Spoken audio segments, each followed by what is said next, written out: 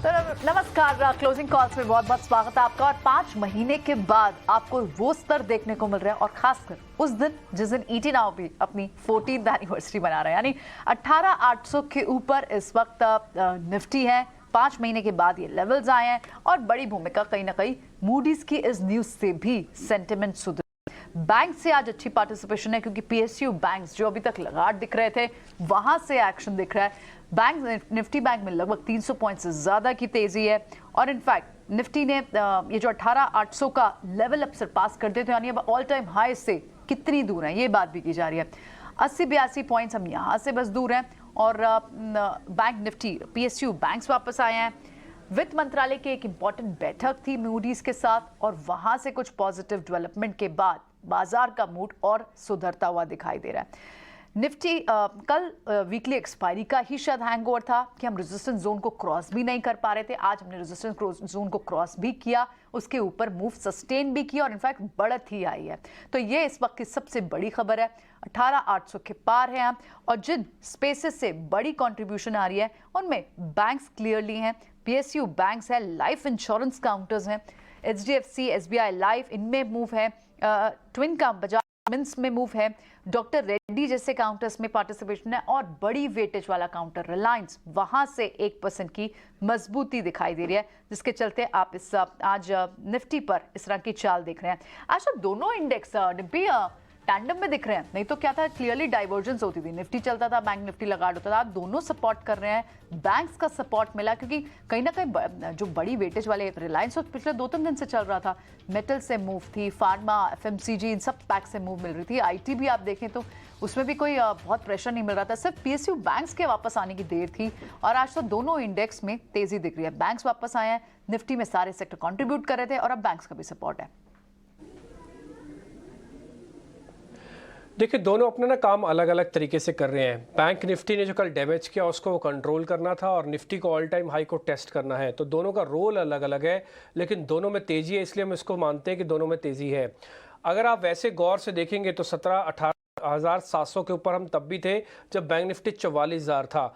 आज हम 18,800 के आसपास है। बैंक निफ्टी अभी भी 44,000 नहीं है। तो बैंक का रोल तो डैमेज कंट्रोल करने का है, और अमूमन बैंक निफ्टी आपका क्लियर इमेज दिखाता है आपको कि आपको निफ्टी के अंदर सौदा है, लेना है कि नहीं लेना है। हमें कई दिनों से आपको बता रहे हैं, बैंक निफ्टी डिसाइड करता है। तो आज भी कुछ वैसे हुआ।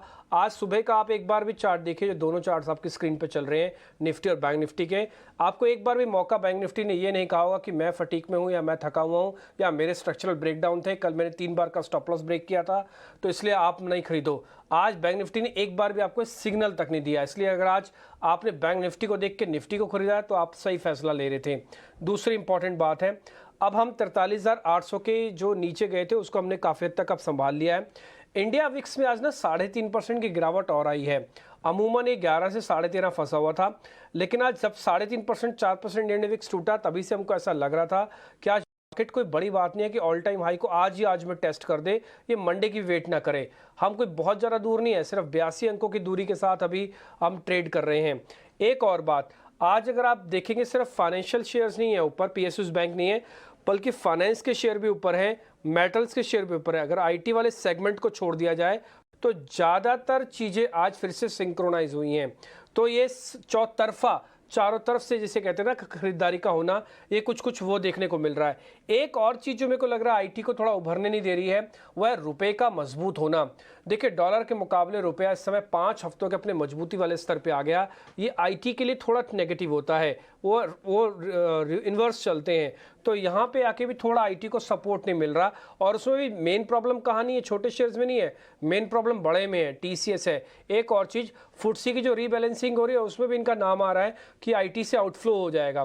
तो इसलिए आईटी को थोड़ा सा भी टाइम चाहिए। खराब नहीं हुआ है, बट इसको टाइम जरूर चाहिए। यहाँ पे गौरांग शाह भी इस बीच मेरे साथ जुड़ चुके हैं, उनसे भी ज़रा बातचीत करते हैं, और साथ ही राजेश भी है हमारे साथ, उनसे भी ज़रा बातचीत करते हैं। लेकिन इस बीच एक पॉइंट बस मैं और नोटिस करा दूं कि एफआईज की खरीदारी इसमें सबसे इंपॉर्टेंट रोल अपना रही है, चाहे वो कैश है चाहे वो फ्यूचर है। गौरांग सर, बहुत बहुत शुक्रिया, थैंक यू वेरी मच। आपको मैं बधाई आज ही दे दूं सर, कि मंडे के लिए रोक लूं ऑल टाइम हाई की? बहुत बहुत धन्यवाद डिम्पी आपका। और गौरांग सर, दे दूं आज ही बधाई?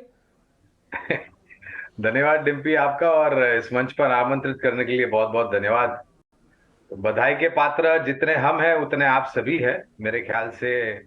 जिस तरीके से बाजार ने समय बिताया है, और सर्वोच्चम स्तर मेरे ख्याल से 18,887 के आसपास का था, जो हमने पिछले साल दिसंबर में पहली या दूसरी तारीख को देखा था सेंसेक्स और निफ्टी पर। और सेंसेक्स पर जो बना था सर्वोच्चम हाई वो 63,583 के आसपास का था, अगर मेरी याददाश्त सही है तो थोड़ा परिश्रम करना पड़ा है 18,800 के पार आने के लिए, लेकिन अब सक्षम रूप से हम खड़े हैं और समय बिताया है हमने सर्वोच्च ऊंचाई के पास पहुंचने के लिए।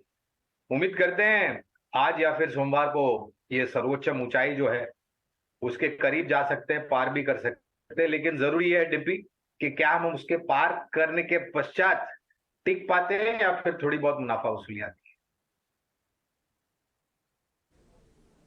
है। ठीक है, डन। ये इतना काम टेक्निकल्स वालों को सौंप देते हैं गुरांग सर, और हमारे साथ देश के अव्वल नंबर के टेक्निकल एनालिस्ट और साथ ही डेरिवेटिव की ज़बरदस्त समझ रखने वाले राजेश जी भी जुड़ चुके हैं। राजेश सर, आपने ज़रा चार्ट्स और अपने डेरिवेटिव डाटा के एंगल से ज़रा बताइए कि ऑल टाइम हाई आज लगेगा, सोमवार को लगेगा तो उसके बाद प्रॉफिट बुकिंग आने के चांसेस कितने हैं? हमें तो देख के ऐसा लग रहा है कि डाटा स्ट्रांग है। गुड आफ्टरनून डिम्पी जी। तो देखिए, प्रॉफिट बुकिंग के चांसेस तो नहीं है। यहाँ से हमें लगता है ऑल टाइम हाई लगने के बाद ये रैली एक्सटेंड होगी और 19,200 की तरफ इसका रुख हमें देखने को मिलेगा निफ्टी का। तो ये it's just a matter of time कि आज लगेगा या मंडे को लगेगा, लेकिन लगेगा जरूर। और इसी का रैली में ही लगते हुए दिखेगा हमें ये ऑल टाइम हाई, क्योंकि काफ़ी स्ट्रॉन्ग डेटा सेटअप बने। अगर हम लास्ट 2-3 दिन के डेटा देखें और आज के डेटा भी देखें, 18,700 पे जिस तरीके से पुट राइटर्स ने अपनी पोजीशन एग्रेसिवली राइटिंग की पोजीशन बनाई है, वो क्लियरली दिखाता है कि ये मोमेंटम फर्दर एक्सटेंड होते हुए दिखेगा और ये ही रैली में हम नए ऑल टाइम हाई की तरफ बढ़ते हुए दिखेंगे। बैंक निफ्टी भी काफ़ी कंफर्टेबली अपने 43,700-800 के जोन को होल्ड आउट करते हुए दिख रही है। तो हमें लगता है कि दोनों इंडेक्स का रुख बुलिश साइड में ही है। अगर हम देखें तो मिड कैप स्मॉल कैप का पार्टिसिपेशन काफ़ी इंकरेजिंग है। जिस तरीके से तेजी यहाँ पे मिड कैप स्मॉल कैप में बन रही है, पूरा एक कॉन्फिडेंस दिखाता है मार्केट में किस तरीके के कॉन्फिडेंस अभी बने हुए हैं। और हमें लगता है कि यस, बने रहना चाहिए और it's just matter of time. हो सकता है आज या मंडे, तो हमें लगता है कि देयर इज हाई प्रोबेबिलिटी कि ये नया ऑल टाइम हाई हमें निफ्टी में देखने को मिले। ऑलराइट, तो मैटर ऑफ टाइम है, बिल्कुल देखना होगा कि कब छूता है वो स्तर। लेकिन तेजी का मोमेंटम का ट्रेड तो बना हुआ है। राजेश तो काफी बुलिश लग रहे हैं इस ऑल टाइम हाई के बाद भी। वो 19,200 की बात करें। मितेश पंचाल भी हमारे साथ पैनल पर, आइए उनसे भी समझते हैं वो क्या व्यू बना रहे हैं। Mitesh, good afternoon. आप पहले बताएं, आपसे भी ये सवाल पूछा जाए तो ऑल टाइम हाई आप कहाँ कब देख रहे हैं? बाजार पर क्या व्यू बन रहा है? इंडेक्स पर क्या तेजी का, कितनी तक तेजी का व्यू बन रहा है? नहीं, डेफिनेटली अगर मार्केट की बात करें तो it's just a matter of time कि हम लोग ऑल टाइम हाई के ऊपर ट्रेड करेंगे। लेकिन सबसे बड़ी बात ये है कि जहाँ पे बाजार एक तरफ ऑल टाइम हाई लगा रहा है, वहीं पे मैंने आई थिंक 10 या 15 साल के एक्सपीरियंस में पहली बार ऐसा देखा है कि पार्टिसिपेशन का जो सेक्टोरल इंडाइसिस का जो पार्टिसिपेशन अब की बार है, जब specially when the market is at an all time high, वो बहुत ही एनकरेजिंग है। तो ये सेक्टोरल इंडाइसिस का सेटअप देखते हुए लग रहा है कि 1 या 2 दिन में हम लोग ऑल टाइम हाई तो छू लेंगे, लेकिन जो स्टॉक स्पेसिफिक या सेक्टर स्पेसिफिक रैली है वो बहुत ही लंबी अवधि के लिए चलेगी और अगले 12 से 18 महीने में हमारे हिसाब से बहुत ही चुनिंदे सेक्टर्स है जहाँ पे, और स्टॉक्स है उसमें भी, कि जहाँ पे बहुत ही स्ट्रॉन्ग रैली हमको देखने के लिए मिलेगी। तो नेट हमारा मानना ये है कि I think for the retail participants ये अगला 1 से 1.5 साल है वो बहुत ही अच्छा वेल्थ क्रिएशन का होगा। मिड कैप और स्मॉल कैप स्टॉक्स के अंदर बहुत ही बड़ी रैली आएगी और इंडेक्स ऑल टाइम हाई होने के बाद जो रैली आएगी स्टॉक या सेक्टर या स्टॉक स्पेसिफिक, वो स्टिकी होगी। उसका मतलब यह है कि ऐसा नहीं होगा कि हम लोग एक बहुत बड़े करेक्शन के अंदर जाएंगे ऑल टाइम हाई के बाद, या फिर मार्केट बहुत ही बड़े लंबे दौर ये कंसोलिडेशन फेज में चला जाएगा। यहाँ पे जो रैली है वो टिकने वाली है। जो मिड कैप और स्मॉल कैप में अभी रैली आई है वो इज जस्ट अ बिगिनिंग, और बहुत ही बड़ी रैली अगले 12 से 18 महीने में हम लोग स्टॉक स्पेसिफिक और सेक्टर स्पेसिफिक देख रहे हैं। रैली देख रहे हैं, स्टॉक स्पेसिफिक भी आप रैली की बात बार बार कर रहे हैं, तो स्टॉक्स होंगे कौन से जिन पर नजर बनाए रखें और जिसे व्यूअर्स छोड़े ना बिल्कुल? ओके, तो पिकिंग ऑर्डर में हमको लग रहा है कि now going forward I think MNC के ऊपर तो हमारा बुलिश स्टैंस है ही, लेकिन अभी going forward we are of the view कि पूरा जो रियलिटी सेक्टर है वो एक बहुत ही स्ट्रॉन्ग रैली जो हमने 2008 में डीएलएफ या फिर उस टाइम पे जो यूनिटेक और जेपी एसोसिएट्स जैसी रैली थी जो स्टॉक्स के, I am quoting the example of Unitech and JP associate just to understand the phenomena of the rally. ऐसे ही रैली अब की बार हमको लग रहा है कि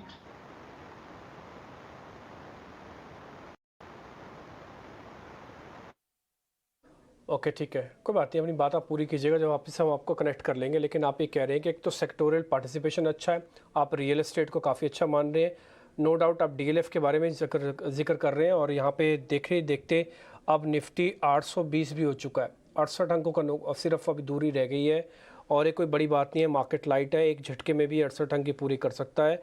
आप भी प्रिपेयर हो सकता है आज के लिए आपका ऑल टाइम हाई लग जाए, और राजेश सर का भी ये मानना है कि ऑल टाइम हाई लगने के बाद भी शायद प्रॉफिट बुकिंग नहीं आएगी, हो सकता है वापस आपको चलता हुआ दिखे। मितेश जी एक बार अपनी बात पूरी कीजिए, फिर हम राजेश सर की ट्रेडिंग कॉल्स भी लेंगे। Hello, am I audible now? हाँ मितेश जी, आप रियल एस्टेट काउंटर्स के बारे में बता रहे थे, डीएलएफ के बारे में।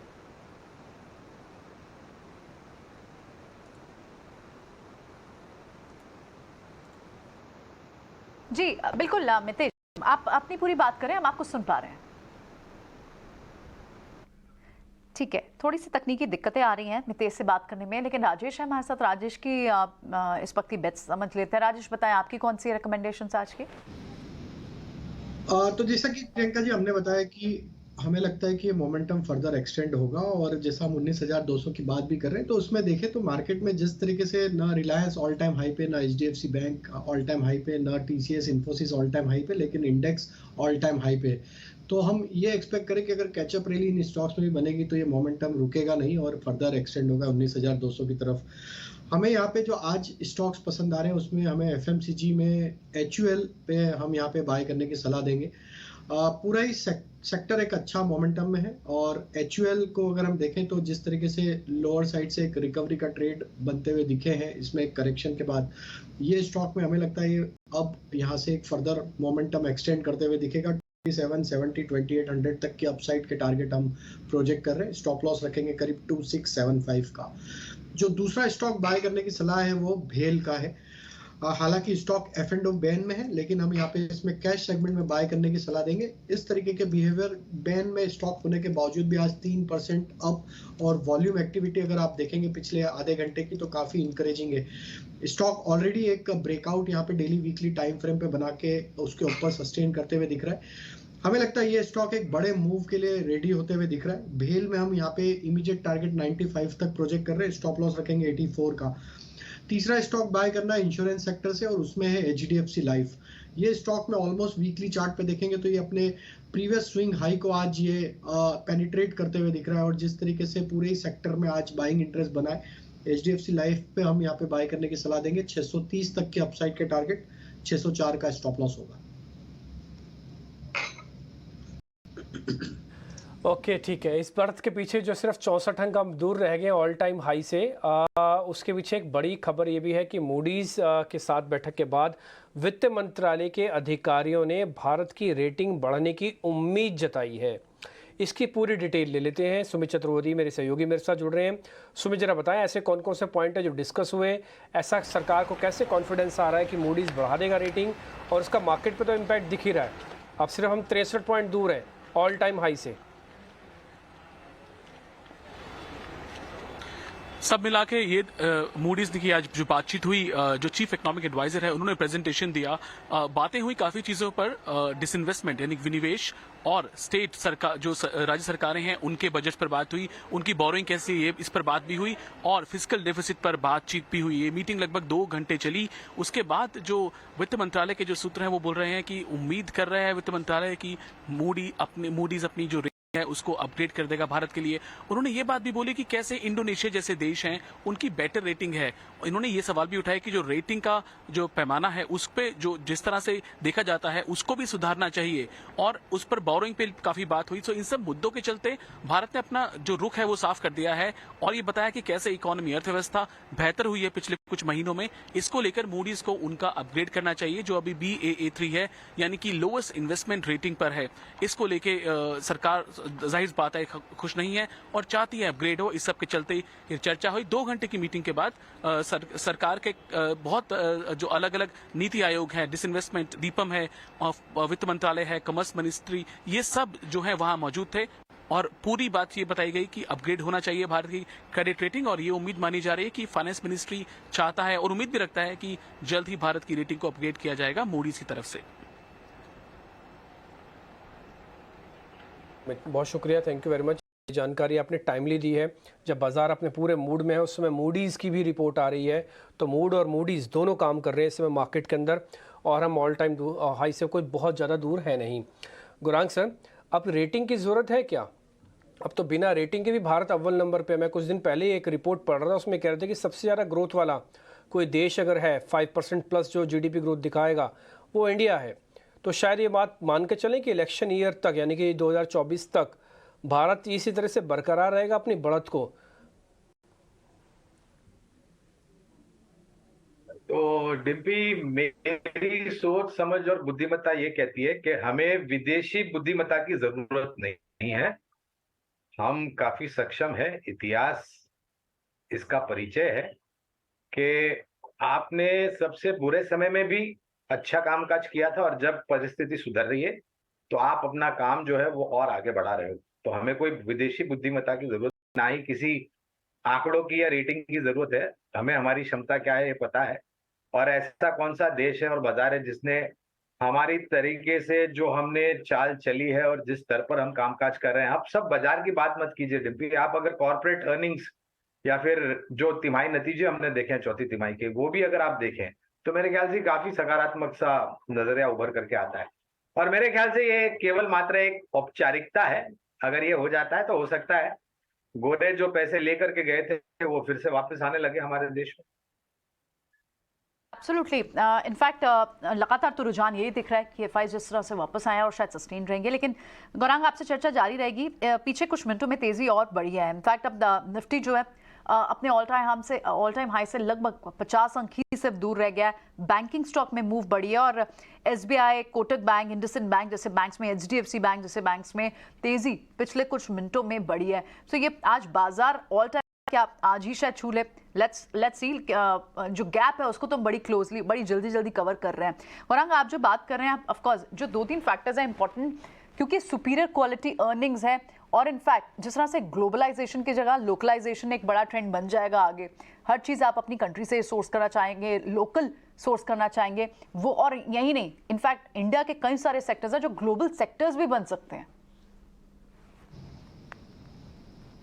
तो इसमें मेरे ख्याल से कोई दो राय नहीं है प्रियंका, और ये मैं मान के चलता हूँ। हमने एक उदाहरण मैं आपको देता हूँ। चलिए, आपने ये बात छेड़ी है तो एक उदाहरण मैं दे देता हूँ। 3-4 साल पहले भारत सरकार ने एक नीति बनाई थी जहां पर सुरक्षा को लेकर के हम बड़ी मात्रा में जो इंपोर्ट कर रहे थे, अलग अलग पुर्जे और जो भी जरूरत चीजें, हमारे जो सुरक्षा बल है, चारों सुरक्षा बल, उनको जो जरूरत पड़ती थी। आज के तारीख में जो रिपोर्ट मैंने पढ़ी है, 1 लाख करोड़ के ऊपर का टर्नओवर हो चुका है। और आज परिस्थिति ये है कि कुछ fund houses thematic defence fund लेकर के बाजार में आ रही है। तो ये एक उदाहरण दे रहा हूं। इस तरीके से मैं मानता हूं ऑटोमोबाइल सेक्टर जो है, यहाँ पर मेरे ख्याल से बहुत जोर दिया जा रहा है। और अगर जो नक्शा या फिर जो नीतियां बनाई है सरकार ने यहाँ पर सेमीकंडक्टर बनाने के लिए, चिप्स बनाने के लिए वगैरह वगैरह, तो हर कोशिश और प्रयास किया जा रहा है कि हम पूर्ण रूप से आत्मनिर्भर बने और इंपोर्ट्स को लेकर के थोड़ी बहुत हमारी जो आंकड़े हैं वो कम हो, ताकि जो एक बैलेंसिंग एक्ट होता है वो सकारात्मक रूप से आए और सरकार की जो बैलेंस शीट है वो मजबूत बने।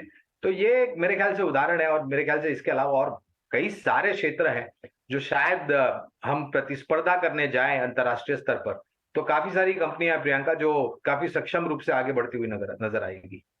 ठीक है, बिल्कुल। कई सारे सेक्टर्स और कई सारी कंपनियां जो ऑलरेडी इनफैक्ट जो पहले इंपोर्ट कर रही थी, अब बहुत हद तक यही चीज़ें बनने भी लग गई हैं। समय दूर नहीं जब एक्सपोर्ट भी करेंगी। आज एक और सेक्टर जिस पर एक बड़ी ब्रोकिंग फर्म की रिपोर्ट आई, इनफैक्ट एनालिस्ट मीट थी, उसके की टेकअवेज क्या है, हम बात कर रहे हैं अशोक लेलैंड के। अशोक लेलैंड की एनालिस्ट मीट से उन्होंने किस तरह के ग्रोथ पाथ की बात करी, आगे बिजनेस एनवायरनमेंट किस तरह से बात की और कैटेगरीज में कहाँ वो ग्रोथ बड़ी देख रहे हैं, इसकी बात की। ये सारा कुछ कंपाइल हमारे लिए करके लेकर आई हैं अशेषा। आइए उनसे समझते हैं। अशेषा बताएं।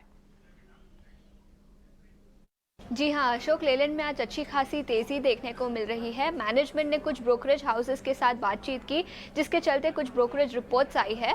काफ़ी कमेंट्री अच्छी आई है मैनेजमेंट से अशोक लेलैंड के। उनका मानना है कि जो इंडस्ट्री में स्लगिशनेस दिखाई दे रही है पिछले कुछ क्वार्टर से, वो अब इम्प्रूव होती हुई नज़र आ रही है।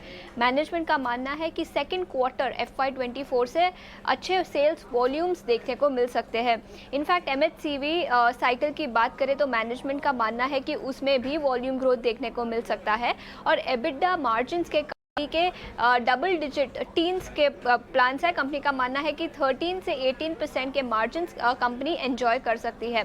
कंपनी के अच्छे एक्सपेंशन प्लान्स भी है। एक्सपोर्ट्स कंपनी डबल करना चाहती है।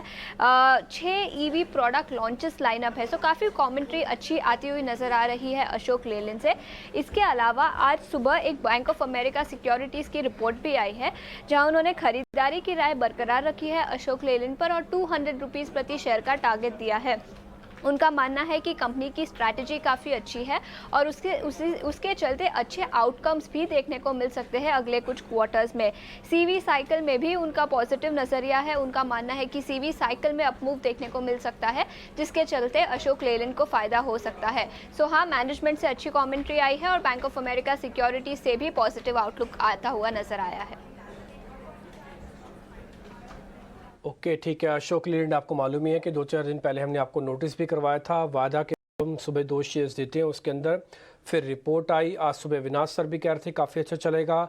4.5% ऑलरेडी चल भी चुका है, लेकिन इस शेयर का एक नेचर है, चलने के बाद एक बार थोड़ा थक जाता है, फिर आराम करता है, साइडवेज होता है और फिर चलता है।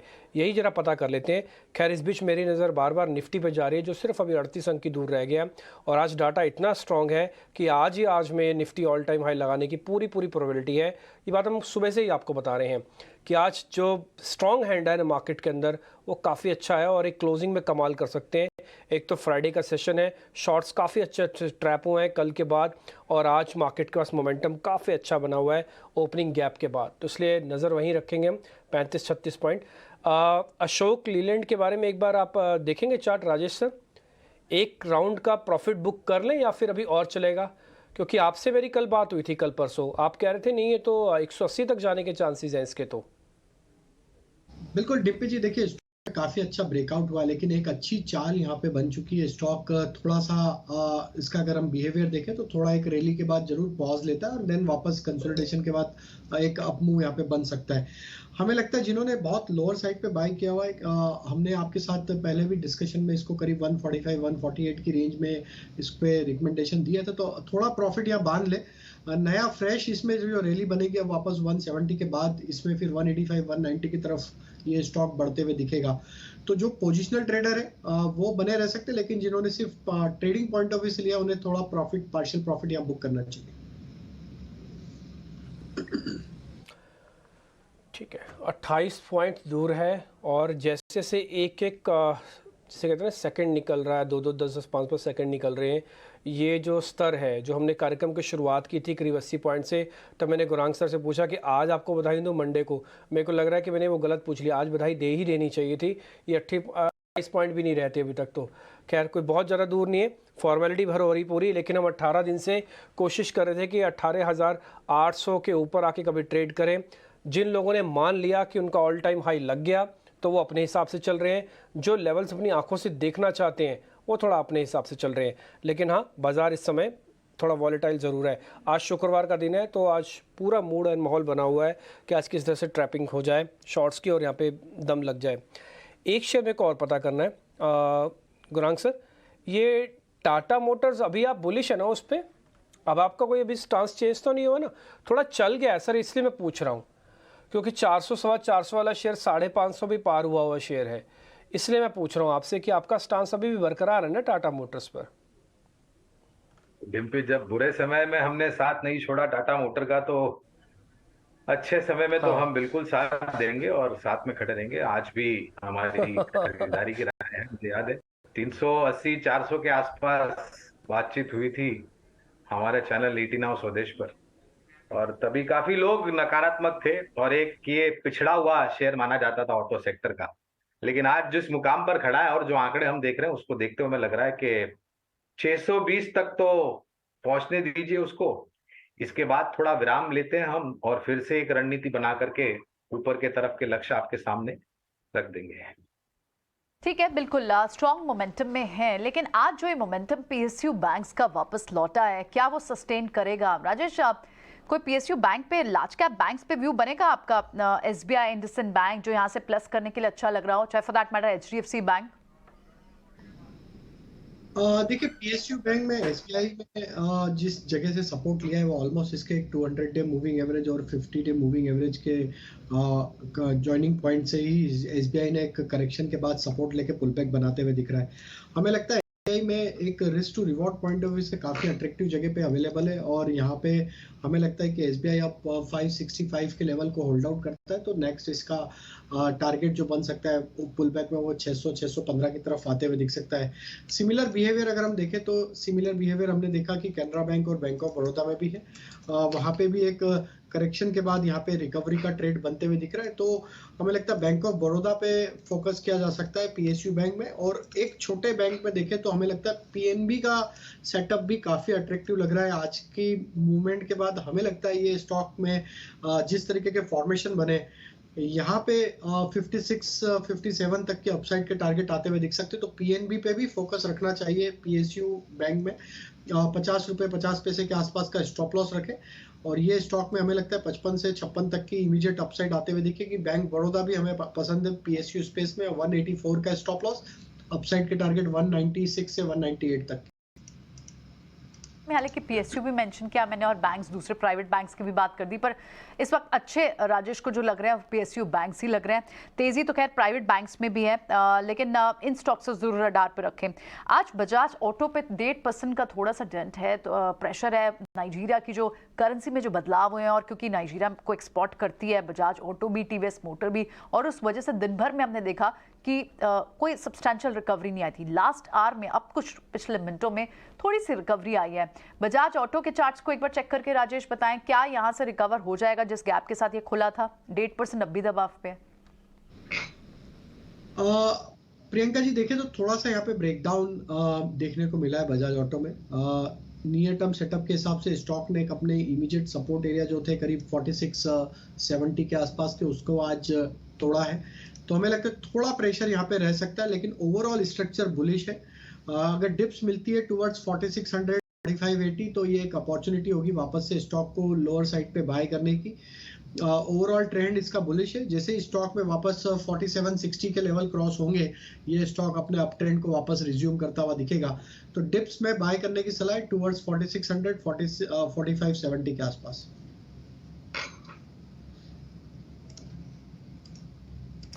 देखते हैं कुछ और स्टॉक्स मार्केट के अंदर कैसे प्ले करते हैं। एक शेयर है नाल्को। एक्चुअली क्या हो रहा है ना, मार्केट जब ऑल टाइम हाई लगा रहा है, चाइना से अच्छी खबरें आ रही है, तो मेटल्स के अंदर आपको ना वैल्यू बाय दिखता है और कई बार उसके अंदर आपको अच्छे सौदे आपके हाथ लग जाते हैं।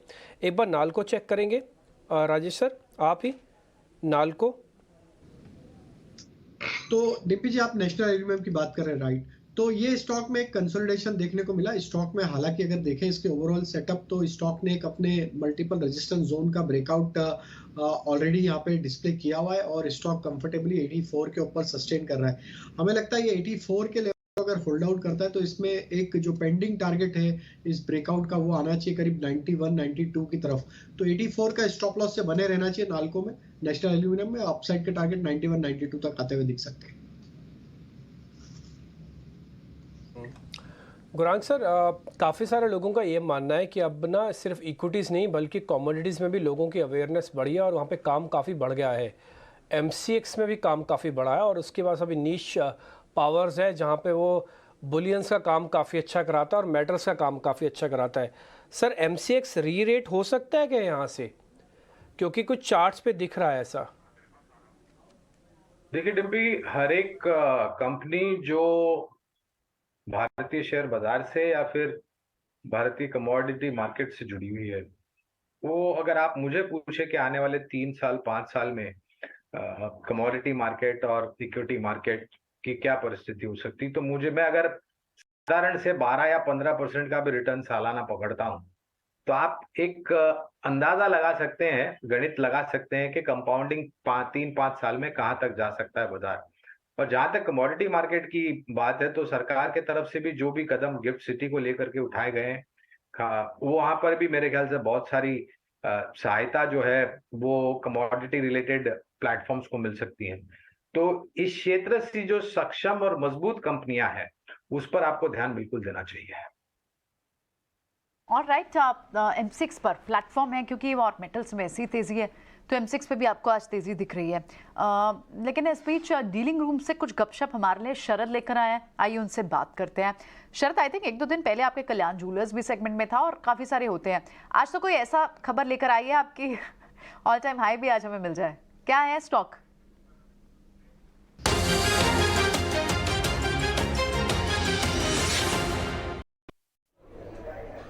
जी बिल्कुल प्रियंका, एक चीज़ मैं बता दूं कि कल्याण ज्वेलर्स जो है इस हफ्ते हमने खबरगर में सेगमेंट में लिया था और याद रखिए हमने कहा था कि डेट रिडक्शन की मूवमेंट देखने मिल सकती है और यहाँ पे जो है ब्लॉक डील हो सकते हैं जहाँ पे प्रमोटर्स बेच और आज देख रहे स्टॉक में जो है शानदार तेज़ी देखने मिल रही है। तो ये याद रखिएगा कि हमारे खबर पर जो है मुहर लग रही है। याद रखिए जो आज की स्टॉक पर जिसमें बात करने वाले वो डीलर से हम बात करें वो है रिलैक्सो फुटवेयर और यहाँ पर जो है खबर आ रही है कि एक स्ट्रॉन्ग एक्सपेंशन जो है पॉलिसी सदर्न इंडियन मार्केट्स में देखने मिल सकता है। स्पेशली जो 2 स्टेट्स है तमिलनाडु और कर्नाटक, जो उनके इलेक्शंस के बाद जो है एक्सपेंशन जो है उसमें स्ट्रेंथ देखने मिल सकता है। और इसके अलावा जो एक्सपोर्ट मार्केट्स है वहाँ पे जो है लैटाम जो लैटिन अमेरिका होती है और दूसरा अफ्रीका, इन दोनों देश में भी जो है एग्रेसिव एक्सपेंशन रहेगा। अब याद रखिए इन दोनों कंट्रीज़ के जो जिस तरह क्लाइमेट है और जिस तरह ऑडियंस है, कस्टमर्स है, उसको लेके जो है इंडिया से बहुत मिला जुला जो है ओवरऑल कस्टमर प्रोफाइल रहता है। तो यहाँ पे वो अब एक्सपैंड करना चाहते हैं और देखा जाए तो एक्सपोर्ट्स की जो कंट्रीब्यूशन है वो गुना हो जाएगी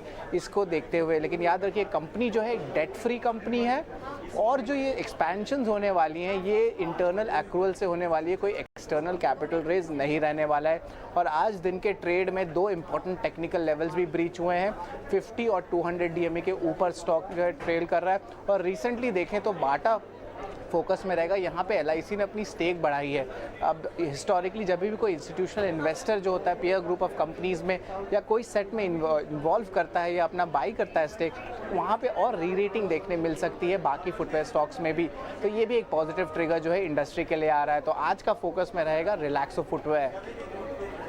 रिलैक्सो फुटवेयर आप बता रहे हैं कि कहीं ना कहीं वो अपनी ओवरसीज एक्सपेंशन कर रहे हैं और जिसके चलते इस स्टॉक को रडार पे रखना चाहिए। डीलिंग रूम से खबर लेकर आया शरद हमारे लिए।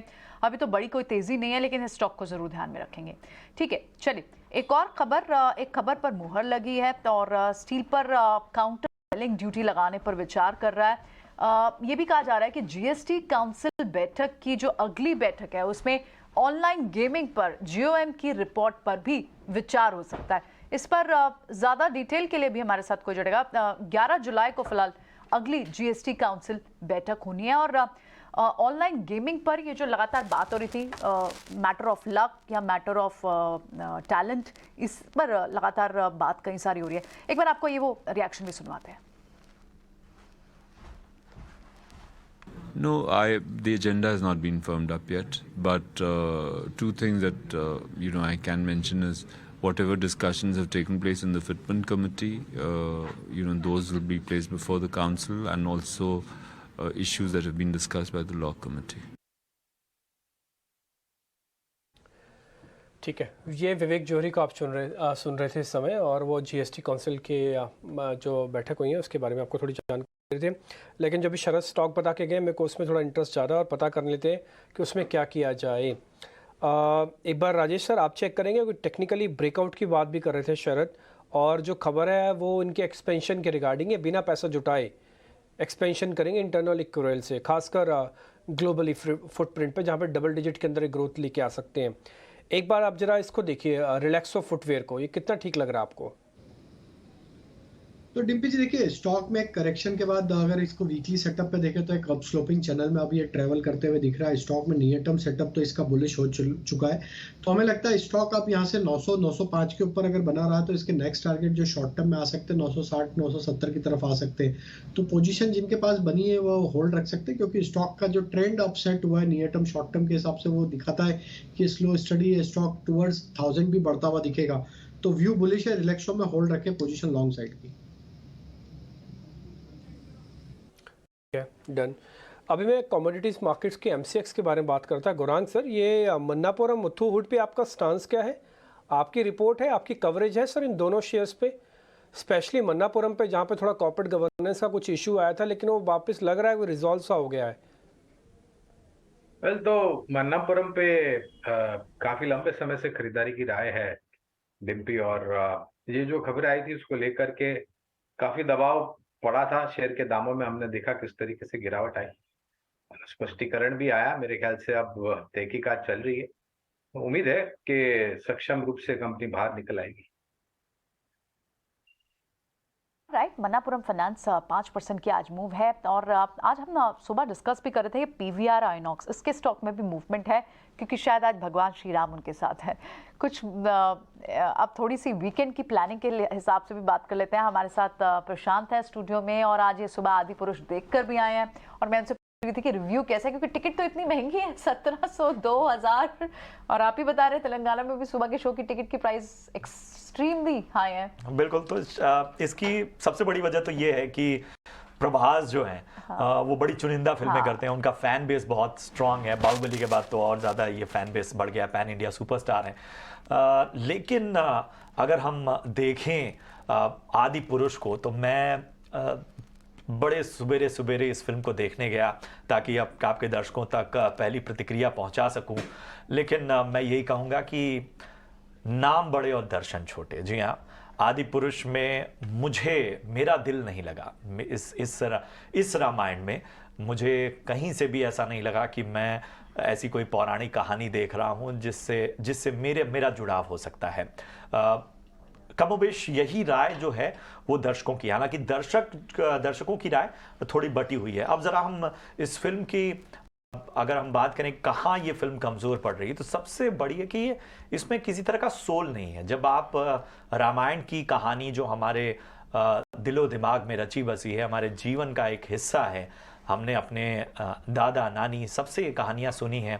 रामानंद सागर ने एक शानदार सीरीज के जरिए रामायण को जिस तरह से उकेरा था, उसको नई पीढ़ी ने भी लॉकडाउन में देखा। और जब आप इस तरह का रिश्ता आपका किसी कहानी, किसी इस किरदारों से हो जाता है, तब आप जब पर्दे पर ऐसी रामायण देखते हैं जो एक तकनीकी ब्रिलियंस में ज़्यादा उलझी होती है और जिसमें भावुकता ना हो, जिसमें आत्मा ना हो, तो उस रामायण में आपका दिल नहीं लगता। मैं अपनी निजी राय बता रहा हूँ, मुझे इसमें ज़रा भी मज़ा नहीं आया इसको देखते हुए। ये टायरिंग फिल्म है, बहुत थका देती है आपको देखते हुए।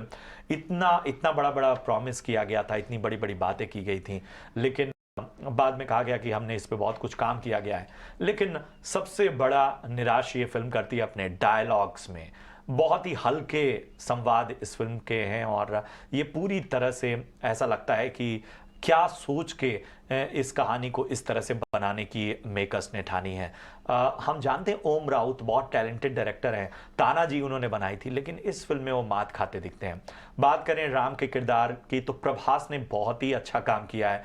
वो बहुत ही जो भी उनको कैरेक्टराइजेशन दी गई है उसमें वो खरे उतरते हैं, लेकिन ये राम हमारी कल्पनाओं के राम से अलग नजर आते हैं। हम जिस राम को जानते हैं वो पूरे रामचरितमानस में सिर्फ एक बार उन्हें नाराजगी हुई थी जब समुद्र ने उन्हें रास्ता नहीं दिया था, जबकि यहाँ पर राम को बहुत उग्र दिखाया गया है और वो थोड़ा सा मुझे बहुत ही निराशा। जो ओरिजिनल रामायण में जिस तरह की स्टोरी लाइन है, थोड़ी डाइवर्जन भी है वहां से। हाँ, वहां से डाइवर्जन है और ये समझ नहीं आता कि इस तरह का टेक क्यों, मतलब ये टेक क्यों। आप इवन क्लाइमेक्स में आप जिस तरह मैं बहुत उम्मीद से ये था कि चलो फिल्म क्लाइमेक्स तक आते आते कुछ ऐसा करेगी जो मेरे रोंगटे खड़े हो जाए, लेकिन क्लाइमेक्स में भी ये फिल्म पूरी तरह से अपने दर्शकों को चीट करती है। वो पूरा आप एक डार्क वर्ल्ड में, ऐसा लगता है कि आप किसी हॉलीवुड की फिल्म है जिसमें डार्क वर्ल्ड है, वहां पे ये सब युद्ध हो रहे हैं। बड़ा मतलब ये सब मुझे थोड़ा मुझे लगता है एपिक चीजें एक ही बार बनती हैं, और रामायण भी एक ही बार बनी और वो महाभारत भी एक बार ही बनी। बिल्कुल। और शायद अब जो जानकारी सुनने में आ रही है कि नितेश तिवारी, जिन्होंने छिछोरे और दंगल जैसी फिल्में बनाई, वो एक रामायण और बना रहे हैं। और वो बहुत बड़ी फिल्म बनने जा रही है। रणबीर कपूर इसमें राम का किरदार निभा रहे हैं, सीता आलिया भट्ट बनने जा रही हैं। बातचीत चल रही है यश से, जो कि KGF किंग है, उनसे चल रही है कि वो राम का रोल करें। लेकिन उनके फैंस ने जैसे ही ये खबर आई कि यश रावण का रोल करने वाले हैं, उनके फैंस ने नाराजगी जताई है। तो कहा यह जा रहा है कि यश ने मेकर से कहा है कि साहब मैं ये रावण का रोल करूंगा या नहीं, इस पे अभी डाउट है। लेकिन मैं यही गुजारिश करूंगा जो भी मेकर्स अब रामायण का टेक लेने जा रहे हैं, इस कहानी को जैसी है वैसी ही रहने दें। ये तो वैसे भी हमारे लिए तो, हिंदुओं के लिए तो ये सिर्फ कहानी नहीं है, ये इतनी बड़े ग्रंथ हैं। तो और अदरवाइज OTT पे क्या एक्शन है? OTT पे बहुत सारा एक्शन नजर आ रहा है, और मेरे ख्याल से जो भी आपने फिल्में पिछले छोड़ दी हैं वो सब हैं। मैं खास तौर पे कहूंगा कि OTT पे अगर आप जा रहे हैं तो खास तौर पे जो भी सीरीज आई हैं हाल फिलहाल, उन सबको पहले आप पूरी तरह से ग्रैब कीजिए। चूंकि आदि पुरुष रिलीज हुई है, इस वजह से बहुत ज्यादा नई रिलीजेस OTT और बाकी जगह पे नहीं है, क्योंकि सब लोग मान के चल रहे हैं कि लोग बहुत बड़ा कंज्यूमर जो है वो आदि पुरुष में जाएगा, और वो है भी। एडवांस बुकिंग के फिगर्स खतरनाक है। मतलब मैंने इस तरह का उम्मीद नहीं की थी कि नॉन हॉलीडेज पर फिल्में रिलीज होती हैं तो आमतौर पे ऐसा रिस्पांस होता है, लेकिन 100 करोड़ पहले दिन आराम से निकल रही है फिल्म के। अरे वाह, चलिए बढ़िया। तो ठीक है, ये टेक प्रशांत का है, लेकिन आदि पुरुष एक मूवी है जो आप वीकेंड पे देख सकते हैं। हम तो अपने व्यूअर्स को सिर्फ यही बता सकते हैं कि उन्हें करना क्या है, आगे उनकी अपनी मर्जी है। ठीक है, let's come back to markets. शुक्रिया प्रशांत ये सब रिव्यू देने के लिए, सुबह सुबह उठकर जाकर मूवी देखकर आने के लिए बहुत बहुत शुक्रिया। चलिए, बाजार थोड़ा सा तो दूर हुआ फिर से, जो ऑल टाइम हाई से आपको 30-35 पॉइंट्स तक का गैप दिख रहा था, आप थोड़ा सा दूर हुआ है, फिर से 65 पॉइंट हो गए। और इनफैक्ट बैंक्स में भी आप देखें, जिस मूव के साथ बैंक्स आए थे, कवर अप किया, वहां से इरोड हुआ है थोड़े से। I think intraday trades square off हो रहे हैं, और कुछ ट्रेड स्क्वायर ऑफ हुए हैं लाइव काउंटर्स में भी। SBI लाइफ और HDFC लाइफ की तो खैर तेजी बनी हुई है, लेकिन SBI लाइफ थोड़ा सा इरोड हुए हैं गेन्स यहाँ पर। मितेश, आज लाइफ इंश्योरेंस काउंटर्स पे भी अच्छी खासी मूव है, इस पर कोई रिपोर्ट निकाली है? नहीं, अभी तक नहीं, क्योंकि अभी जो सिस्टम और मेथड के हिसाब से जो स्टॉक्स और जो सेक्टर्स उभर के आ रहे हैं वो बेसिकली हाई बीटा साइड से ज़्यादा है, तो इंश्योरेंस सेक्टर के ऊपर अभी कोई हमारी राय नहीं है।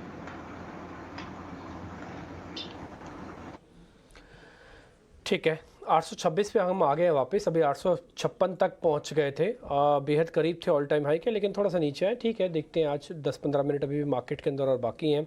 कुछ शेयर और पकड़ते हैं जहाँ पे BTST कुछ किया जा सकता है। राजेश सर, कोई है BTST STBT? तो डीपी जी, यहाँ पे हमें लगता है कि अडानी पोर्ट पे नज़र रखना चाहिए। अडानी पोर्ट में जिस तरीके से यहाँ पे सेटअप बन रहे हैं, ये स्टॉक हमें लगता है BTST के लिए एक अच्छा स्टॉक साबित हो सकता है। स्टॉप लॉस जो रखना होगा वो करीब होगा 732 के आसपास का, और अपसाइड में हम टारगेट इसका एक्सपेक्ट कर रहे हैं 765-770 तक आते हुए दिख सकता है। दूसरा स्टॉक जो यहाँ पे हमें अट्रैक्टिव लग रहा है वो है यूनाइटेड स्पिरिट या मैकडॉवेल का। मार्केट ऑल टाइम हाई पे है, और यूनाइटेड स्पिरिट का स्टॉक भी 900 के ऊपर अब कंफर्टेबली ट्रेड करते हुए दिख रहा है। आज के सेशन में देखें तो 900 की स्ट्राइक में, 890 की स्ट्राइक में जो कॉल राइटर्स थे उन्होंने अपना एक ट्रेड यहाँ पे शॉर्ट का अनवाइंड करते हुए दिख रहे हैं। और स्टॉक में वीकली सेटअप पे भी देखें तो एक राउंडिंग बॉटम फॉर्मेशन यहाँ पे बनते हुए दिख रहा है, जो कि हमें लगता है कि राउंडिंग बॉटम फॉर्मेशन अगर इसको कंप्लीट करना है तो 950 की तरफ ये स्टॉक बढ़ते हुए दिखेगा। BTST पॉइंट ऑफ व्यू से हम यूनाइटेड स्पिरिट के टारगेट जो एक्सपेक्ट कर रहे हैं वो आना चाहिए 935-940 की तरफ। स्टॉप लॉस होगा करीब 895 के आसपास। यूनाइटेड स्पिरिट्स और UBL भी इनफैक्ट आज मैंने सुबह सुबह नोटिस किया था। ये लिकर का स्टॉक इंटरेस्टिंग है, और मेरे को लग रहा है कि ये पूरे अगले 6 महीने इनको छोड़ना नहीं चाहिए, क्योंकि बहुत सारे ट्रिगर्स इनके फेवर में आते हैं। और जो एक नया ट्रिगर जुड़ा है वो इलेक्शन ईयर्स का है, बहुत सारे राज्यों में चल रहा है, बाद में केंद्र के चुनाव भी हैं। मैं ये नहीं कह रहा कि सीधा इसका चुनाव इलेक्शन से इसका कोई कनेक्शन होता है, बट हाँ, अमूमन देखा गया है कि इलेक्शन ईयर्स में थोड़ा ही एक्टिव रहते हैं स्टॉक्स। गुरांग सर, 2 शेयर मेरे को आपसे पता करने हैं। आप ये कहकर मेरे को रोक भी सकते हैं कि नहीं, जब मार्केट में इतने सारे शेयर हैं तो इन दोनों शेयर्स के बारे में पूछने की फिर ज़रूरत क्या है। लेकिन मैं फिर भी इसलिए पूछ रहा हूँ क्योंकि काफ़ी सारे लोग इन दोनों शेयर्स में हैं और आना भी चाहते हैं। उन दोनों शेयर्स का नाम है, एक का नाम है सुज़लॉन और दूसरे का नाम है SCC। एक बार स्क्रीन पे ज़रा दोनों शेयर्स लेके आइएगा और उनका एक एक महीने का चार्ट लगाइएगा, दिन का नहीं, एक एक महीने का चार्ट स्क्रीन पर दोनों रख दीजिए। गुरांग सर, आप इन दोनों में से किसी को किसी शेयर पे कोई रिकमेंडेशन दोगे इस चीज़ को बोलते हुए कि हाँ और भी तो शेयर है मार्केट के अंदर, उनमें ट्रेड किया जा सकता है? देखिए, पहले तो डिम्पी, अगर आप बाजार में निवेश करते हैं तो आपके पास जोखिम झेलने की क्षमता बहुत ही ऊपर की तरफ चाहिए, ये कोई रॉकेट साइंस नहीं। दूसरी तरफ अगर आप ट्रेडिंग करते हैं तो आपकी जो जोखिम झेलने की क्षमता है वो 100 गुना होनी चाहिए, क्योंकि आप उतना रिस्क उठाते हैं इंट्राडे में। ये सीमित दायरा होता है, समय के हिसाब से आपको एंड ऑफ द डे सौदा खत्म करना होता है।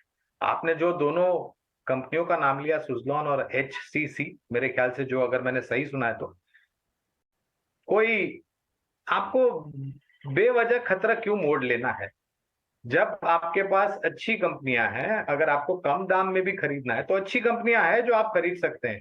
फिर आप ऐसे नामों में जा करके जहां पर लोगों के पास काफी लंबे समय से अजीब और गरीब भाव पे फंसे पड़े हैं इतने सालों से, तो ऐसा खतरा क्यों मोल लेना चाहता है? फिर वो आपकी बुद्धिमत्ता पर है कि आप क्या करना चाहते हैं। लेकिन मेरे हिसाब से कवरेज नहीं, इसलिए विशेष रूप में टिप्पणी नहीं करूंगा, लेकिन इन सब नामों से अगर आप दूर रहें तो ये आपकी सेहत और संपत्ति दोनों के लिए अच्छा होगा। ठीक है, ऑल राइट। लेकिन अच्छा है HCC और कई सारे इंफ्रा काउंटर्स भी। इनफैक्ट एक और काउंटर जो इंफ्रा स्पेस में ही है और जिसमें लगातार अच्छी ब्लॉक्स आ रही हैं, आज थोड़ा सा प्रॉफिट बुकिंग 1% गिरावट के साथ है। कैपेसिटी इंफ्रा, जिसमें लगातार हम देख रहे हैं FIs का इंटरेस्ट है, बड़े आज भी, कल भी स्टॉकजेन ने कुछ पीनोट्स के जरिए इसमें बाइंग की है और इससे पहले एक बड़े इन्वेस्टर ने इसमें पोजीशन ली है। 1% तक की सिर्फ गिरावट दिखी है। अगर राजेश किसी को यहाँ एंट्री पॉइंट ढूंढना हो तो कहाँ तक के लेवल्स आपको लगता है एक बार के लिए मिल सकते हैं, या फिर इन्हीं लेवल्स पे एंटर किया जा सकता है? और देखिए, कैपेसाइट इंफ्रा को अगर हम देखें तो स्टॉक में जिस तरीके के मोमेंटम बने थे, स्टॉक ने एक अपने मल्टीपल रेजिस्टेंस जोन का यहाँ पे ब्रेकआउट पिछले हफ्ते ही किया था। तो 192 से 195 हमारे हिसाब से एक अच्छा लेवल होगा। वो ब्रेकआउट को अगर रिटेस्ट करने के लिए स्टॉक नीचे करेक्ट होता है तो वो लेवल के आसपास 192 से 195 ये रेंज में अगर ये मिलता है तो वो एक अट्रैक्टिव लेवल होगा कैपेसाइट इंफ्रा को बाय करने के लिए। स्टॉप लॉस जो रखने होंगे उस समय वो करीब 182 के आसपास। ऑल राइट, ठीक है, इन लेवल्स का ध्यान रखें। कुछ और जाते थे BTST ट्रेड्स ले लेते हैं। मितेश, अगर हम यहाँ से ऑल टाइम हाई की बात कर रहे हैं, इफ नॉट टुडे, और अब तो दूर होता चला जा रहा है, और अगले हफ्ते की बात कर रहे हैं, तो क्या यहाँ से सारे लॉन्ग के ट्रेड्स हैं जो आप इनिशिएट करेंगे? बैंक से कोई कैरी फॉरवर्ड ट्रेड दिख रहा है? क्या है आपकी BTST ट्रेड्स? आज के 2 BTST ट्रेड हैं। जनरली ऐसा देखा गया है कि जब ऑल टाइम हाई पे मार्केट होता है तो डिफेंसिव स्टॉक्स बहुत बड़ी तरीके से चलते हैं। तो FMCG में से ब्रिटानिया जो है उसका सेटअप आवरली और डेली चार्ट के ऊपर बहुत कंफर्टेबल है BTST ट्रेड के लिए। 5054 के लेवल पे फ्यूचर्स ट्रेड कर रहा है, BTST के लिए लिया जा सकता है। स्टॉप लॉस रहेगा 5000 का। कल के लिए पहला टारगेट, मतलब मंडे के लिए पहला टारगेट रहेगा 5100 का, दूसरा टारगेट रहेगा 5150 का। दूसरा है TVS मोटर्स में भी 1300 के ऊपर एक आवरली चार्ट के ऊपर बहुत अच्छा ब्रेकआउट आया है, तो 1353 के ऊपर TVS मोटर्स लिया जा सकता है। स्टॉप लॉस 1330 का लगाना रहेगा। पहला टारगेट 1300, दूसरा टारगेट 1390।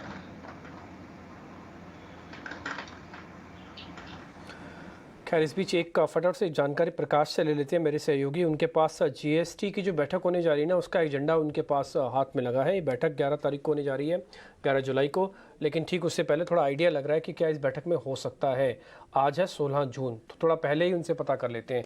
प्रकाश, बताएं 11 जुलाई को जो बैठक हो रही है GST काउंसिल की, उसमें एजेंडा क्या रहने वाला है? देखिए, GST काउंसिल की अगली बैठक 11 जुलाई को दिल्ली में होने जा रही है और सूत्रों के हवाले से हमें जानकारी मिल रही है कि कई इंपॉर्टेंट आइटम हैं जो कि एजेंडे के तौर पर रहेंगे GST काउंसिल के सामने चर्चा के लिए और फिर मंजूरी के लिए। और इसमें सबसे इम्पॉर्टेंट है ऑनलाइन गेमिंग के ऊपर GOM की रिपोर्ट, क्योंकि GOM ने पहले ही ऑनलाइन गेमिंग के ऊपर जो अपनी रिपोर्ट है वो GST काउंसिल को सौंप दी है। हालांकि डाइवर्स व्यू के साथ ये रिपोर्ट सौंपी गई है। GOM सदस्यों के बीच में आम सहमति जो है नहीं बना पाई, लेकिन रिपोर्ट है GST काउंसिल के पास सौंप दी गई है और इस बात की संभावना है कि GST काउंसिल इस रिपोर्ट पर चर्चा करेगी। सूत्र हमें इस बात की भी जानकारी दे रहे हैं कि ऑनलाइन गेमिंग के ऊपर डिफरेंशियल जीएसटी का मैकेनिज्म जो है वो अपनाया जा सकता है, जो कि क्लासिफिकेशन ऑफ गेम्स के आधार पर तय किया जाएगा। मसलन गेम ऑफ स्किल पर अलग जीएसटी और गेम ऑफ चांस के ऊपर अलग जीएसटी, ये प्रस्ताव है जिस पर चर्चा की जा सकती है। इसके अलावा एक और इम्पॉर्टेंट एजेंडा है, वो है मिलेट बेस्ड जो प्रोडक्ट्स हैं उसके ऊपर जीएसटी की दरें।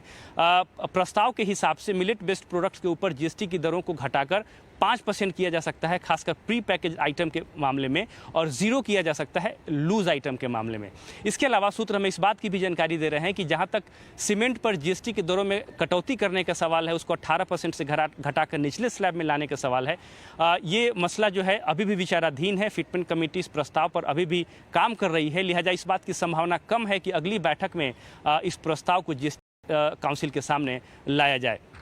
जहाँ तक जीएसटी रेट रैशनलाइजेशन के ऊपर जीओएम के रिकंस्टिट्यूशन का सवाल है, सूत्र हमें बता रहे हैं कि ये प्रस्ताव भी रहेगा, क्योंकि जो इस वक्त कन्वीनर हैं इस जीओएम के, वो कर्नाटका के पूर्व चीफ मिनिस्टर हैं जो कि इस वक्त ऑफिस में नहीं है, लिहाजा इस पूरे जीओएम को फिर से रिकंस्टिट्यूट किया जाएगा। इसके अलावा कुछ और प्रस्ताव होंगे जो कि इस बात से संबंधित होंगे, कुछ नए उपाय किए जाएंगे, कुछ नए मेजर्स लिए जाएंगे ताकि जीएसटी के अंदर जो टैक्स चोरी हो रही है उसकी घटनाओं को कैसे प्लग इन किया जाए। ऐसे प्रस्ताव भी जीएसटी के काउंसिल के सामने डिस्कशन के लिए रखे जाएंगे। 3-4 अहम मुद्दे आपने बताया जीएसटी काउंसिल की बैठक। पहला तो गेमिंग वाला, दूसरा मिलेट वाला, तीसरा सीमेंट वाला। तो मिलेट को लेकर थोड़ा बहुत रिलीफ आ सकता है, एफएमसीजी के लिए ठीक है जिनका प्रोडक्ट पोर्टफोलियो थोड़ा ज़्यादा है। मेरे पास अभी वो शेयर की जानकारी नहीं है जिसमें मिलेट की सबसे ज़्यादा इस्तेमाल होता है। दूसरा सीमेंट को लेकर शायद कोई जल्दी फैसला नहीं आएगा। तीसरा गेमिंग को लेकर फैसला आ सकता है। बैठक है 11 जुलाई को, उससे पहले पर्याप्त समय है आपके, इसलिए शेयर अभी पता करने का कोई खास मतलब नहीं बनता कि अभी उन शेयर्स को इस बैठक के हिसाब से जोड़ा जाए। आ जाते हैं कुछ एक और ऐसे पक्के शेयर्स पे जहाँ पे धीरे धीरे करके मजबूती बन रही है। IRCTC, एक बार मितेश आप इस शेयर को देखिए और अपने सिस्टम और मेथड से ये बताइए कि इस शेयर के अंदर वापस सेकंड राउंड ऑफ तेज़ी शुरू हो सकती है क्या? मेरे पास जो डाटा उसके अकॉर्डिंग ब्रेकआउट करना तो चाहता है, लेकिन अभी कन्फर्मेशन नहीं आया। एग्जैक्टली कंफर्मेशन नहीं आया, और डिम्पी जी कंफर्मेशन इसीलिए नहीं आया कि ट्रिपल टॉप बना है 656 और 660 के बीच में। पहला टॉप बना था 10 फरवरी को 656.60, दूसरा टॉप बना था 2 जून को 659.20 और लास्ट वीक में 657.90। तो हमारे हिसाब से वीकली चार्ट के ऊपर 660 के ऊपर जब स्टॉक क्लोज देगा तब बहुत ही स्ट्रॉन्ग ब्रेकआउट है, और आपने सही स्टॉक को आइडेंटिफाई किया है। उसके बाद एक री रेटिंग स्टॉक्स में होगी, और उसके बाद 660 के बाद जो टारगेट आएगा वो सीधा बैठेगा 75 का, जो हाई था 11 नवंबर 2022 का। तो हमारे हिसाब से वेट फॉर अ वाइल 660 के लिए बैठिए, क्योंकि थोड़ा कंसोलिडेशन जोन में स्टॉक चला जा सकता है। 660 के ऊपर अगर वीकली क्लोज देता है तो डेफिनेटली इट्स अ बाय। ये तो IRCTC के लेवल्स हुए, लेकिन आज अब भी आप देखें तो हेल्थ केयर काउंटर्स पे अच्छी खासी मूव बनी हुई है। यहाँ पर FIs और इंस्टीट्यूशंस का भी काफ़ी इंटरेस्ट है, और आज भी देखें तो आप हेल्थ केयर सेक्टर से ही मेट्रोपोलिस जैसे काउंटर्स में मूव है, और इनफैक्ट डायग्नोस्टिक काउंटर्स में भी फिर से एक रिन्यूड इंटरेस्ट तो दिख रहा है। गौरांग, एक बार आपकी क्या व्यू बन रही है हेल्थ केयर सेक्टर पर, और आपकी यहाँ प्रिफर्ड बेट्स क्या होंगी? तो हेल्थ केयर सेक्टर को हम 2 या 3 हिस्सों में बांट सकते हैं। एक तो है डायग्नोसिस, जहां पर डॉक्टर लाल पैथ लैब्स पर खरीदारी की राय है, और दूसरी है हेल्थ केयर रिलेटेड हॉस्पिटल्स, जहां पर हमारी coverage Fortis health care, Narayana Hrudayalaya और इस क्षेत्र की बड़ी और बेहतरीन कंपनी अपोलो हॉस्पिटल, इन सब पर हमारी खरीदारी की राय है। फार्मा सेक्टर यानी कि दवा बनाने वाली कंपनियों से जुड़ी हुई जो कंपनियां, वहां पर हमें लग रहा है सन फार्मा, डॉक्टर रेड्डीज, डीवीज लेबोरेटरीज और सिप्ला और टोरेंट फार्मा, ये कुछ कंपनियां हैं जो शायद आपको बेहतर रिटर्न दे सकती हैं। Alright, absolutely. तो ये कुछ आपकी टॉप बेट्स हैं, और इस सेक्टर के लिए री रेटिंग मूव है। इनफैक्ट सिर्फ हेल्थ केयर की क्यों बात करें, फार्मा की बात करें, जिस तरह से US का इनका प्राइसिंग प्रेशर रिड्यूस हो रहा है, और डोमेस्टिकली भी वॉल्यूम वाइज, वैल्यू वाइज फ़र्क पड़ रहा है इन कंपनीज को, तो इनको तो रडार पर रखना चाहिए। लेकिन अशोक लेलैंड के आज 4.5% की मूव को क्या कैरी फॉरवर्ड करना चाहिए? राजेश, वेरी क्विकली, क्या आप अशोक लेलैंड को कैरी फॉरवर्ड करेंगे? तो प्रियंका जी, मुझे लगता है थोड़ा यहाँ पे पार्शियल प्रॉफिट ट्रेडर्स को तो बुक कर लेना चाहिए। स्टॉक में एक अच्छा मूव ऑलरेडी यहाँ पे प्ले हुए दिख चुका है। तो हमें लगता है अगर ये वापस ये 160 158 के आसपास आता है तो वहाँ वापस से इसमें बाइंग की जगह बनेगी। तो 2 से 3% का अगर कोई डिप देता है स्टॉक तो वो एक अच्छा रिस्क टू रिवॉर्ड के हिसाब से जगह होगी लेने के लिए। लेकिन लॉन्ग टर्म और पोजिशनल इन्वेस्टर है तो उनके लिए तो बने रहना चाहिए, लेकिन ट्रेडर को एक प्रॉफिट यहाँ पे पार्शियल बुक करना चाहिए, प्रॉफिट बुक कर लेना चाहिए। इसी तरह से जो इंश्योरेंस काउंटर्स हैं, क्या उन पे भी राजेश एक बार बताएं, HDFC लाइफ, SBI लाइफ, क्या कैरी फॉरवर्ड ट्रेड हैं या फिर एक बार के लिए यहाँ से भी प्रॉफिट बुक कर लें? देखिए इंश्योरेंस सेक्टर में अगर हम देखें तो आज ये जो ब्रेकआउट बन रहे हैं वो हमें लगता है कि यहाँ पे मोमेंटम फर्दर एक्सटेंड हो सकता है। तो इंश्योरेंस सेक्टर पे हमारा व्यू बुलिश है और हम यहाँ सजेस्ट करेंगे कि HDFC लाइफ जो कि एक अच्छा ब्रेकआउट यहाँ पे आते हुए दिख रहा है, यहाँ पे पोजीशन होल्ड की जा सकती है। स्टॉप लॉस जैसे हमने सजेस्ट किए थे करीब 606 के आसपास के, वो स्टॉप लॉस से इस पे पोजीशन होल्ड रखें। हमें लगता है कि ये मोमेंटम फर्दर एक्सटेंड होते हुए दिखे। SBI लाइफ में भी आज एक कंसोलिडेशन रेंज का ब्रेकआउट देखने को मिला है। तो वीकली क्लोजिंग बेसिस पे भी दोनों ही स्टॉक्स में एक अच्छा ब्रेकआउट बनते हुए दिख रहा है। तो इंश्योरेंस सेक्टर में हमें लगता है फर्दर एक्सटेंड होते हुए दिख सकता है मोमेंटम। कई बार क्या होता है ना कि तेज़ी वाले शेयर्स के अंदर हम मंदी वाले शेयर्स या कमज़ोर शेयर्स को भूल जाते हैं। आज 2 शेयर मेरे को ऐसे दिख रहे हैं जिन्होंने डेली चार्ट्स पर दोनों एवरेजेस को ब्रेक डाउन कर दिया। 200 दिनों की 50 दिन के एवरेज वीक कंटेंडर बन गए। पहला एम्फेसिस, मैक्वारी पे इस पर एक रिपोर्ट भी आई है, एक बार जरा स्क्रीन पे लेकर आइए। एम्फेसिस एम से शुरू होगा, MPHASIS IT कंपनी, यस ये डेज लो पे जाके बंद हो रही है। दूसरा दिखाइए वोल्टास, VOLTAS वोल्टास। एक बार मितेश इन दोनों शेयर्स को जरा चेक कर लो, इनके शॉर्ट्स जिन्होंने भी आज बनाए हैं या कैरी किए हैं डाटा को चेक करने के बाद वो कैरी करके जाएं, यानी कि शॉर्ट्स को ले जाएं। STBT एम्फेसिस और वोल्टास दोनों में हमारा कॉन्ट्रा व्यू है। इनफैक्ट जो आपको वीकनेस आज के दिन में देखने के लिए मिली है वो परहैप्स सस्टेन नहीं होगी मंडे को, और हमारा हिसाब से डेफिनेटली ये स्टॉक में एक री रेटिंग होगा अगले एक वीक के लिए। तो प्रोबेबली मंडे ओपनिंग में आपको शायद नीचे मिल जाए स्टॉक, लेकिन अगर क्लोजिंग बेसिस के ऊपर बात करें या फॉर द वीक बात करें तो definitely it is not advisable to carry the stocks. On the contrary Voltas is in the process of bottom formation की प्रोसेस में है, तो शायद वोल्टास के अंदर एक स्ट्रॉन्ग अपमूव हमको नेक्स्ट वीक में ही मिले। और एम्फेसिस में भी हम लोग एक्सपेक्ट कर रहे हैं बेस्ड ऑन अ वीकली और अ डेली चार्ट, तो उसमें भी एक स्ट्रॉन्ग बाउंस मिले। तो अगर मंडे मॉर्निंग अगर आप शॉर्ट कैरी करते हो जो एडवाइजेबल नहीं है, और अगर मंडे मॉर्निंग आपको नीचे मिलता है तो डेफिनेटली उसको कवर किया जा सकता है, लेकिन ये शॉर्ट पोजीशन नेक्स्ट वीक के लिए कैरी फॉरवर्ड करना एडवाइजेबल नहीं है। ठीक है, डन। राजेश सर एक बार जरा अपोलो टायर्स आप चेक करना, इसको BTST करके जाएं। डेज हाई पे बंद हो रहा है, डेली चार्ट स्ट्रॉन्ग है, 15 मिनट वाला भी चार्ट ठीक है आज का। इंडस्ट्री, अपोलो टायर दोनों ही स्टॉक में मोमेंटम आज के सेशन में बना हुआ है। ओवरऑल ऑटोमोबाइल सेक्टर एक बुलिश टेरिटरी में है, तो अपोलो टायर पे व्यू बुलिश है। Series of higher top higher bottom formation daily weekly time frame पे, तो बिल्कुल यहाँ पे पोजीशन ट्रेंड इंटैक्ट है। तो हमें लगता है कि 404 के स्टॉप लॉस से पोजीशन होल्ड रखे, अपसाइड में 430 तक की जगह यहाँ पे ट्रेडिंग पॉइंट ऑफ व्यू से आते हुए दिख सकती है। ऑलराइट, ठीक है। तो अपोलो टायर्स पर व्यू रहा, लेकिन आज दिन भर बाजार में मूवमेंट जो है वो सस्टेन भी हुई और बड़ी भी। ऑल टाइम हाई आज लग रहा था शायद आज हम निफ्टी पर भी छू लेंगे, लेकिन ऑल टाइम हाई से अभी हम लगभग 60 पॉइंट दूर हो गए हैं।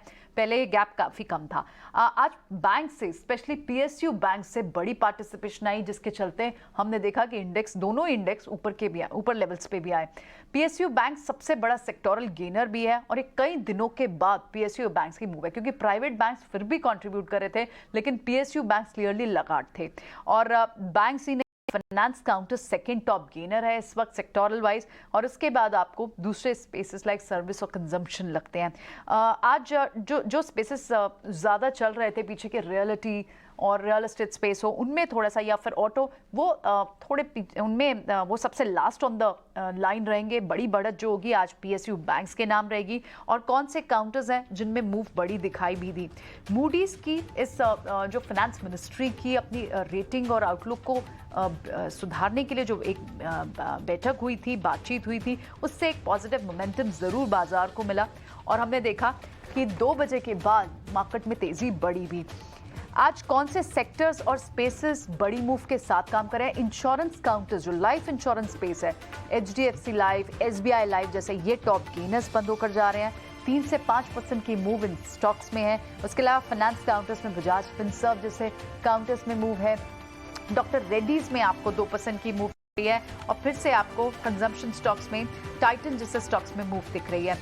बजाज फाइनेंस, बजाज फिनसर्व और दूसरे कुछ प्राइवेट बैंक्स में कोटक बैंक जैसे स्टॉक्स हो, यहाँ पर आईसीआईसीआई बैंक जैसे स्टॉक्स हो और आरबीएल बैंक जैसे स्टॉक्स हो, इन्होंने अच्छा मोमेंटम दिया बाजार को। और रिलायंस जो बड़ी वेटेज है जिसकी, उससे 1% की मूव देखने को मिली। अगर लूजर्स की बात करें आज निफ्टी पर, लगार्ड्स कहाँ थे तो थोड़े ऑटो पैक से जरूर निकल कर आए। बजाज ऑटो जैसे स्टॉक्स में 2% की गिरावट थी क्योंकि वहां पर थोड़ा सा नाइजीरिया की करेंसी चेंज के चलते इस तरह की बात की जा रही है कि इनके एक्सपोर्ट वॉल्यूम्स क्या थोड़े गिर सकते हैं, जिसके चलते हम 2% की गिरावट देख रहे हैं। विप्रो लगभग, क्योंकि आईटीआर लगार्ड है, विप्रो टॉप लूजर है। टीसीएस हो, एचसीएल टेक और टेक महिंद्रा, तो टॉप लूजर्स, 5 टॉप लूजर्स में आईटी के बिगीज हैं निफ्टी में और Bajaj auto because of these reasons. BPCL जैसे काउंटर्स में थोड़ी सी प्रॉफिट बुकिंग दिख रही है। अपोलो टायर्स जैसे काउंटर्स, अपोलो हॉस्पिटल जैसे काउंटर्स में थोड़ी प्रॉफिट बुकिंग दिख रही है। और आज प्रेशर में hero because of that investigation news, हालांकि सफाई आई लेकिन उसके बावजूद भी मोमेंटम सुधर नहीं पाया। कोई बड़ी गिरावट भी नहीं आई हीरो मोटोकॉर्प में, तो रिकवर भी नहीं हुआ। अगर आप ऐसे ही मिड कैप की बात करें कि वहां किस तरह का मोमेंटम था, तो बैंक्स ने वहां पर भी clearly they have won the battle there. बड़ी मूव जो है बैंक्स के साथ साथ पीएनबी जैसे बैंक्स है, IDFC first bank, Canara bank जैसे बैंक्स है। उसके अलावा new specific action clearly stocks में दिखाई दिया। अशोक लेलैंड यहाँ एनालिस्ट मीट के टेकअवेज निकल कर आए, बड़ी ग्रोथ के और ग्रोथ पोटेंशियल के बात हुई और जिसके चलते 5% तक की मूव है। एफएमसीजी पैक में अगर बिगीज अब तक चल रहे थे तो अब आपको सेकंड राउंड ऑफ मूवमेंट दूसरे मिड टियर स्पेस में भी दिखाई दे रही है, जैसे इमामी जैसे स्टॉक्स में। फाइनेंस काउंटर्स में, क्योंकि बैंक्स और फाइनेंस काउंटर्स कल से ही मूवमेंट में है, Max financial, LIC, housing finance, L and T finance, इन सब में अच्छी खासी मूव थी और आज भी ये तेजी के साथ ही बंद होते हुए जा रहे हैं। थोड़े से लगार्ड्स पे कहाँ में दिख रहे हैं। गैस काउंटर्स, यहाँ पर एक नेगेटिव न्यूज आई है इनके लिए। पावर स्पेस के काउंटर्स थोड़े लगार्ड दिख रहे हैं। वरुण बेवरेजेस जैसे काउंटर जहाँ अच्छी मूव रही है वहाँ पर थोड़ा सा लगार्ड दिख रहे हैं। और in fact retail counter, branded fashion retail counter, याद होगा कि आदित्य बिरला फैशन, वहाँ पर अच्छी खासी गेन्स आए थे इसी हफ्ते, वहाँ थोड़े से गेन्स इरोड होते हुए दिखाई दे रहे हैं। सो ये तो मार्केट के आज का हाल रहा कि कहाँ पर बड़े ट्रिगर्स थे और कहाँ बड़ी न्यूज़ थी। बाजार ओवरऑल 18,820 यानी आप रेजिस्टेंस जोन को बहुत पीछे छोड़ आए हैं, अब उसके ऊपर की तरफ, क्योंकि इसी हफ्ते में हमने देखा कि 18,800 18,900 की कॉल्स में बाइंग भी थी। शायद ये कल एक्सपायरी मूव था जिसकी वजह से हमने थोड़ी सी गिरावट देखी। ग्लोबल क्यूज सपोर्टिव है, एफआईज का पैसा है, उसके बावजूद भी बाजार एक रेंज में जरूर इस हफ्ते फंसा हुआ दिखाई दिया, लेकिन इसी रेंज को एक्सपायरी के बाद यानी आज उस रेंज को ऊपर की तरफ तोड़ा भी है और 18,800 के ऊपर बंद होने में कामयाब भी हुआ है। बैंक्स, पीएसयू बैंक्स क्लियरली वापस आए हैं इसी हफ्ते में। आपको याद होगा मेटल्स की भी अच्छी मूव दिखी थी क्योंकि यहाँ चाइना में जो शॉर्ट टर्म रेट कट हुए उससे इम्पैक्ट हुआ। फार्मा और एफएमसीजी स्पेस में बड़ी मूव्स इसी वीक में मिली। एफएमसी एक्सपोर्ट डेटा आए थे फार्मा स्टॉक्स के, स्पेशलिटी केमिकल के, और कहीं ना कहीं वैल्यू अदरवाइज भी इन्फ्लेशनरी प्रेशर के घटते हुए अब आपको एफएमसीजी स्पेस में ऑलरेडी जो लगातार पिछले कई हफ्तों से मूव है इस हफ्ते भी एक्सटेंडेड दिखी। सो ओवरऑल आईटी सेक्टर से बहुत बड़ी कोई कंट्रीब्यूशन नहीं थी, तो बड़ी गिरावट भी नहीं थी, लेकिन मूव सस्टेन्ड नहीं थे। आज तो खैर आप आईटी लगाड है, लेकिन on a weekly base I am talking about, लेकिन ग्लोबल क्यूज सपोर्टिव, उसके बावजूद भी नैस्डैक के सपोर्टिव होने के बाद भी आईटी स्टॉक्स एटलीस्ट गिरे नहीं तो बहुत बड़े भी नहीं, पर बैंक्स की वापस पार्टिसिपेशन आना अब इंडेक्स को ऊपर के लेवल्स पे ले जा सकती है, ये बात हो रही है। और आज भी उम्मीद थी, लेकिन ऑल टाइम हाई से अब फिर अब लगभग 60 दूर हो गए हैं। नो मैटर ऑफ टाइम, हो सकता है ये लेवल कमिंग वीक में आ जाए। एक्सपर्ट्स तो बुलिश हैं, राजेश तो 19,200 की भी बात कर रहे हैं। लेकिन चलिए इसी के साथ शो को यहीं वाइंड अप करते हैं। हमारे सारे एक्सपर्ट्स का बहुत बहुत शुक्रिया, राजेश, गौरांग और मितेश, आप तीनों ने समय दिया, स्ट्रैटेजी हमसे डिस्कस की, हमारे व्यूअर्स के लिए समय निकाला, बहुत बहुत शुक्रिया आपका। चलिए शो को यही वाइंड अप करते हैं। Wish you very nice weekend. सोमवार को नए हफ्ते की नई तरह से शुरुआत करेंगे। मुझे दीजिए इजाजत, नमस्कार।